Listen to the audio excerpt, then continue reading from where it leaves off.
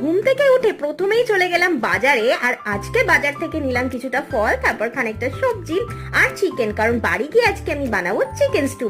আর চাটা খেয়ে নিলাম। আর এখানে দেখো আমাদের তুলসী গাছগুলোর খুব খারাপ অবস্থা, তো এগুলো একটু পাল্টানোর চিন্তা করছিলাম। তারপরে তো আমার মাছগুলোকে রোজকার মতো খাবার দিয়ে দিলাম। আর ব্রেকফাস্টে ছিল রুটি আর আলু ভাজা। ব্রেকফাস্ট করে নিয়ে চলে গেছিলাম পড়াতে। আর পড়াতে গিয়ে তো আমার স্টুডেন্ট যেন আমাকে কিরকম জ্বালিয়ে খায়। আর এখন আমি চলে এলাম বাড়িতে, আর বাড়িতে এসে আমি খেলাম ফ্রুটস, আর তারপরে পুজো দিয়ে নিয়ে আমি চলে গেলাম লাঞ্চে।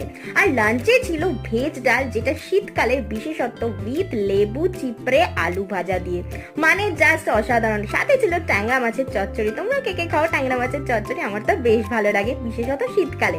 আর এখানে আমি করে নিলাম এই চিকেন স্টুটা, আর সবাই তো ভীষণ গুণগান গেয়েছে আমার এই চিকেন স্টুটা, সত্যি ভালো হয়েছিল খেতে। আর আমি সবসময় পছন্দ করি বেশি সবজি দিয়ে চিকেন স্টু বানানো। ব্লগ ভালো লাগে থাকলে অবশ্যই সাবস্ক্রাইব করো।